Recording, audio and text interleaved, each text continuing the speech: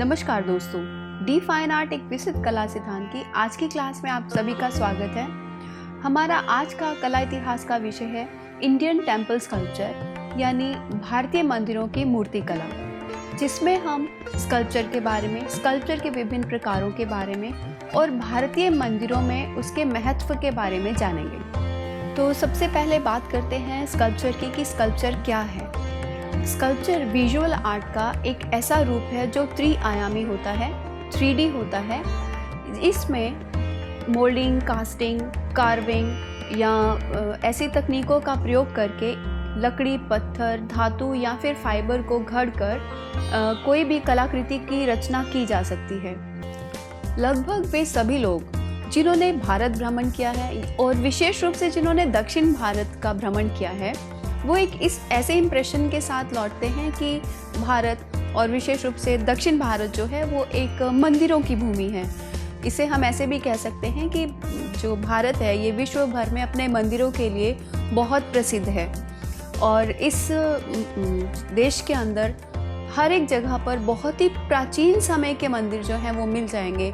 और अगर हम दक्षिण भारत की बात करें तो वहाँ हर थोड़ी दूरी पर एक थोड़े डिस्टेंस पर जो है प्राचीन टेक्निक से बना हुआ कोई ना कोई मंदिर देखने को मिल जाएगा।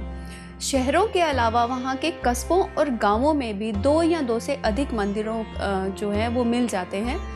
और इन मंदिरों को देखकर ऐसा लगता है कि मनुष्य ने अपने जो उसकी समझ थी, उसकी जो समझने की क्षमता है, उसको सेटिस्फाई करने के लिए अपने जो भावों को और अपने जो धार्मिक विश्वास को जो है उन्होंने एक विजुअल फॉर्म यानी कि एक मूर्त रूप प्रदान किया है, जो एक धर्म को बढ़ावा देने के साथ साथ उसमें सौंदर्य और कला का भी एक समन्वय हुआ दिखाई देता है। प्राचीन समय में भारतीय मूर्तियों का निर्माण मंदिरों की सजावट के लिए आरंभ हुआ।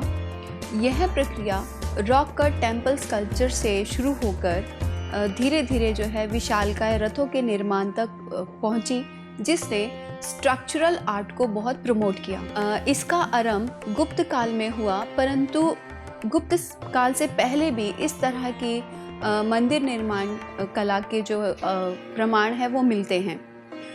8वीं शताब्दी तक लगभग पूरे भारत में इस प्रकार के स्ट्रक्चरल टेम्पल का निर्माण होने लगा था, जिससे पूर्व में पाल शासकों और दक्षिण में पल्लव और चोल शासकों ने और मध्य भारत में राष्ट्रकूट और चंदेल शासकों ने 8वीं से 10वीं शताब्दी तक इस तरह के अनेक जो स्ट्रक्चरल टेम्पल्स हैं उनका निर्माण करवाया। इसके बाद विजयनगर, राजस्थान, मैसूर, बंगाल और उड़ीसा में भी इस प्रकार के मंदिरों का निर्माण 12वीं शताब्दी तक होता रहा। संक्षेप में कह सकते हैं कि क्रिश्चियन एरा के 500 ईस्वी से शुरू होकर भवन निर्माण या स्ट्रक्चरल टेम्पल की ये जो कला है, ये मदुरई के मीनाक्षी टेम्पल और रामेश्वरम के रामेश्वरम टेम्पल के निर्माण तक अपने क्लाइमेक्स में पहुंची। परंतु इन सभी मंदिरों में जो एक विशेष प्रकार का प्रभाव दिखाई देता है, या ऐसा कह सकते हैं कि जिन सिद्धांतों को अपनाकर इन सभी मंदिरों का निर्माण कराया गया, वो जो है वास्तुशास्त्र नामक ग्रंथ पर ही आधारित थे।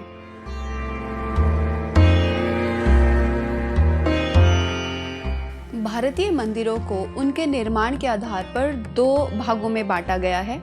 पहला है नागर शैली, जो उत्तर भारत में फली फूली या जिसके आधार पर उत्तर भारत में मंदिरों का निर्माण किया गया, और दूसरी है द्रविड़ शैली, जिसके आधार पर जो है दक्षिण भारत में मंदिरों का निर्माण हुआ।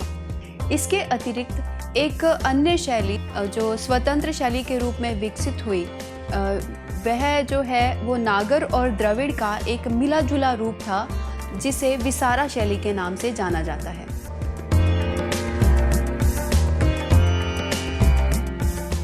इंडियन टेम्पल स्कल्पचर में आइकोनोग्राफी का विशेष महत्व है। तो अब हम ये जानते हैं कि आइकोनोग्राफी है क्या। आइकोनोग्राफी किसी भी आकृति या बहुत सारी आकृतियों का जो है वो एक सिंबॉलिक रिप्रेजेंटेशन होता है। और भारतीय जो टेम्पल स्कल्पचर हैं उनमें आइकोनोग्राफी का विशेष महत्व है। जिसमें राजनैतिक, सामाजिक और धार्मिक रूप से जो देवी देवताओं और उनके स्थान और उनके साथ साथ जो कुछ काल्पनिक जो चरित्र हैं उनके स्थान व उनकी एग्जिस्टेंस को लेकर ये काफ़ी महत्वपूर्ण है।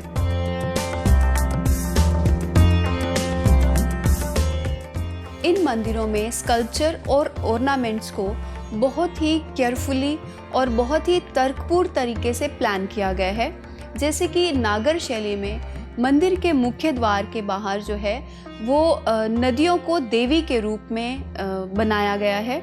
वहीं द्रविड़ शैली में गोपुरम या जिसे हम मंदिर का मुख्य द्वार कहते हैं वहाँ पर यक्षों को बनाया गया है। वहाँ पर जो है द्वारपालों को बनाया गया है और इन द्वारपालों में यक्ष, नवग्रह या कुछ इरोटिक इमेज का निर्माण भी किया गया है।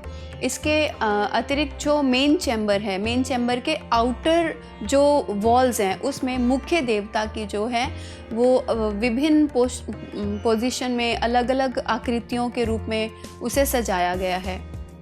मेन टेम्पल का जो श्राइन वाला पार्ट है उसमें मुख्य जो देवता है उसके पूर्व जन्मों से संबंधित घटनाओं का निर्माण किया गया है और इसके साथ ही उसके जो परिवार के लोग हैं उनका निर्माण किया गया है।